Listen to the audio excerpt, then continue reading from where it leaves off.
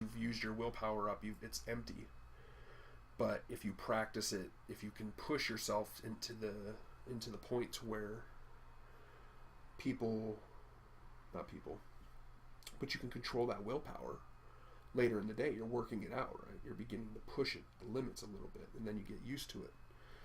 I've done a lot of reading on like habit loops.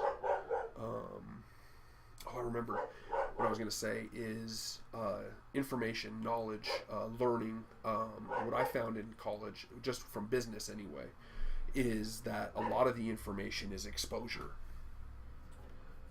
Just being exposed to the information. Now, I don't know how certain people retain their information, but myself, I've referred to my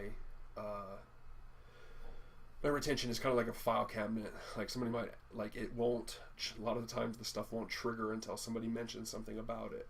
So like if somebody's like, hey, you know, what is this? And then I'll be like, and then just like, it's like almost like just the file cabinets in my brain just like reload, just and it just, pulls it up. Oh yeah, this is it. And then, just like,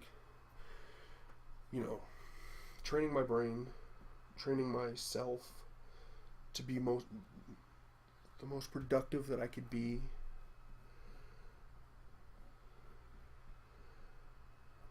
Most productive and happy and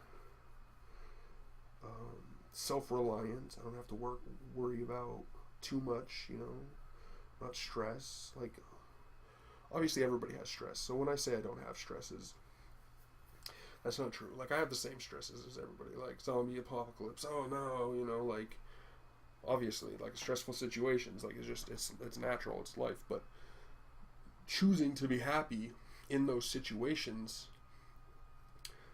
lightens the load.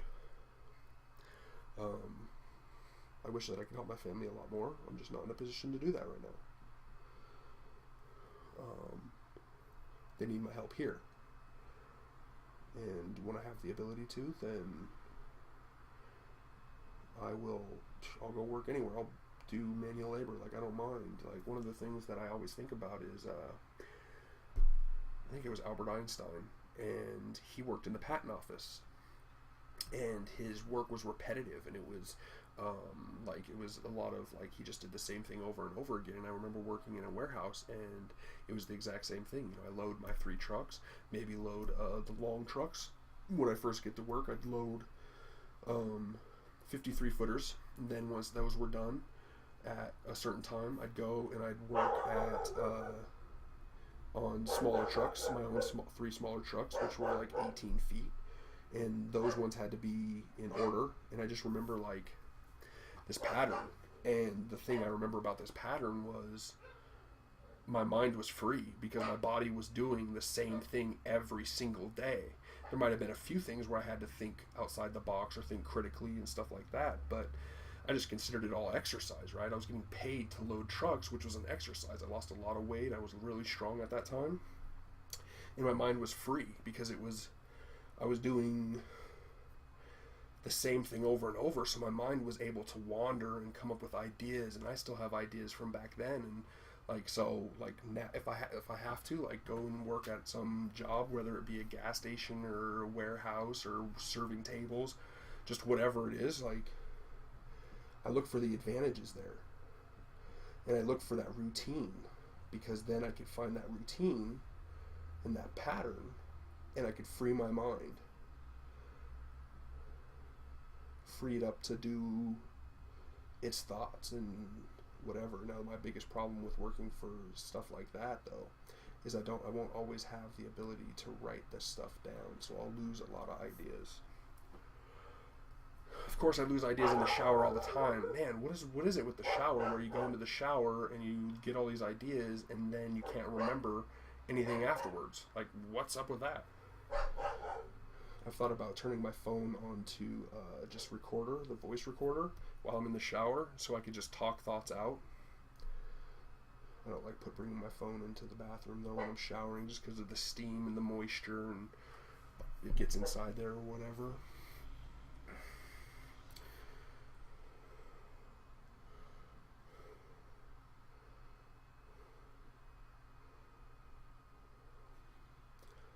So yeah, I I don't know.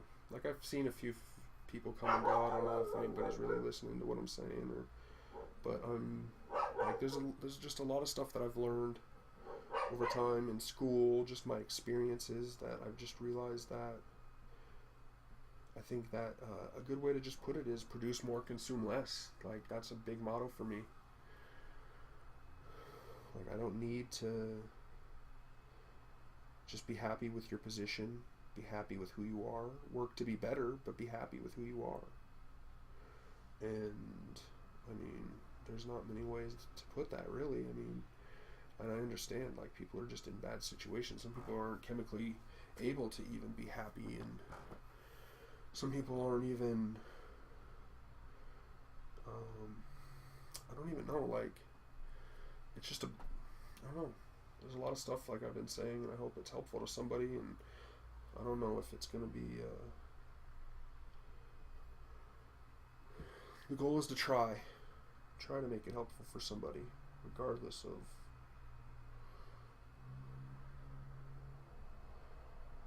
who it helps. Because I truly believe that you shouldn't be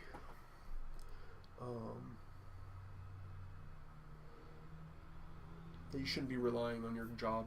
You should be making efforts to make it so that you can do something outside of that. And I know a lot of people want to do the 40 hours a week and it's easy and they get in that pattern and nobody likes change. But I truly believe in the future that you're going to have to be able to survive through your own wits and your own critical thinking and your own thoughts and your own ideas, and to be able to get a small group of people together to do that is going to be very critical to the future, because the way our workforce is now, right? Like, it's hard. Even if you're working a full-time job, I know it isn't easy, and I know that there are some good jobs out there that people have where things are easier for them, and there's always exceptions to these. But when it comes down to it, you want to be in a position to bet on yourself. Put all your money on yourself. And if you're somebody that maybe you don't believe in, if you don't believe in yourself, then you have work to do to get to yourself to a position to where you do that. And if you have the ability to, look at people around you. Look at your friends. Look at your family. See if you can put some money on them. Maybe they have an idea that you want to. If you're not the idea type, then, find somebody that is. And use your strengths to do that. Like I said, I'm a thinker, and I'm analytical and practical, and I highly value knowledge and information, and the internet to me is just mind-blowing of how much information you could just get. And I'm the generation that I'm the bridge generation, right? Like, there were computers and stuff before, but when I got into 7th grade, that's when I learned to use a computer. Like, we got to use a computer before 7th grade. In the library, there was computers to look up books. There were like there might have been 4 computers where you could play like some games, some like little point and click games. I don't even remember what the game was called. And that was like, there was kids learning to type on those. Like, those were the first place where you could type up words, a word processor.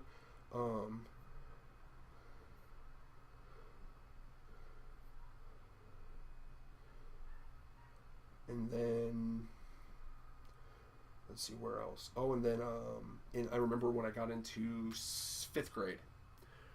Actually, it was 6th grade. 6th grade. My school got some computers, and there was a computer lab, and we got to go to that class, go to the computer lab, and like do research. Like, at this time we didn't even know how to type. We barely knew how to use a mouse, and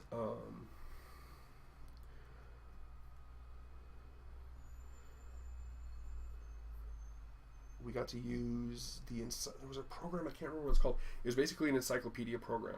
You go in, you type whatever it is, if we're doing a report on spiders, type in spiders, it gives you some encyclopedia entries, and you read those, and you take the information, you write the information, you don't print it, you write it, because the printer, like, at that time, they weren't printing things, plus it had like the edges, like the circles on the edges, so they weren't wasting paper. because there was no need for that, right? I was going to write the report, I was going to write the information down, turn it in written, because we weren't typing it up. But we didn't get to be learning computers until I was in 7th grade. That was the first class that I got to take learning computers. I learned to type there, and I mean at 7th grade. So basically, let's see, what am I at 7th grade? I was 5 in kindergarten. See, I was 16 my junior year, 15 my sophomore, 14 my freshman, 13th, 8th, 12. I was 12 years old. So I went 12 years of my life without computers, without cell phones, basically technology, right? At 7th grade, I learned how to type. Ever since then, I've been using computers, and we're the generation that's the gap, right? We're the bridge gap. We're the ones that understand exactly how it is without computers, and we grew up with computers, so we know exactly how they need to be used.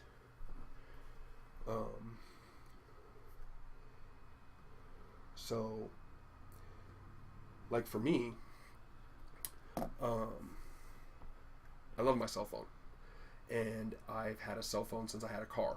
As soon as I got my driver's license, I got a cell phone. And the cell phone that I had before was just a little flip phone, and you could play Snake on it.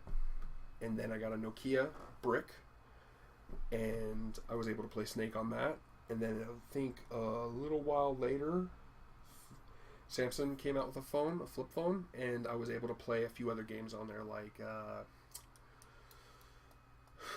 can't even remember what it was called. There were some weird games, and there were some business simulation games on there, some I can't remember what it's called, but it wasn't, honestly, it was a game that should have been kids shouldn't have been playing. It was you were selling you were selling drugs, and what is it called? I don't remember what it's called. Anyway, basically you would pick a place to go to, sell your product, and then something would happen once you traveled, and you would earn money. Either something was, you would try to go to the places where things were worth the most, and it was a business simulation, and I remember playing that.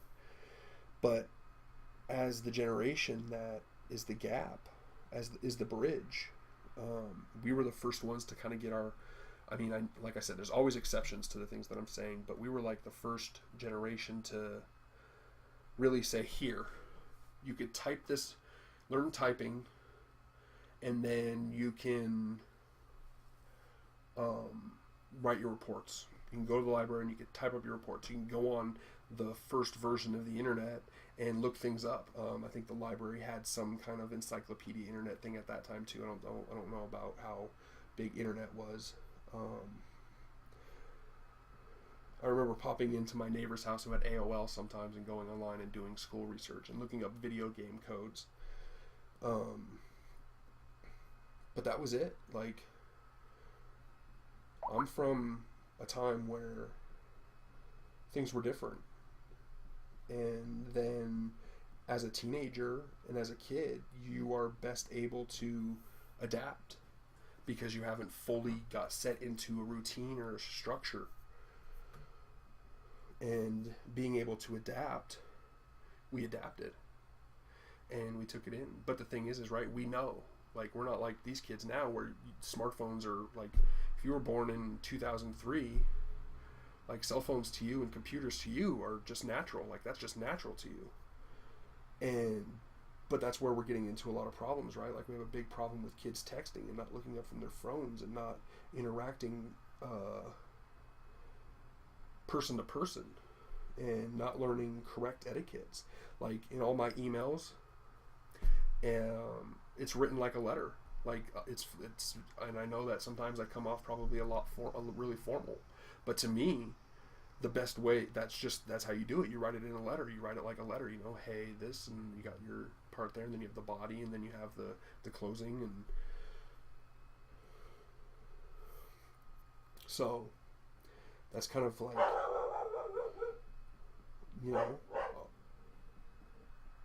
I understand that there's a consequence to this technology.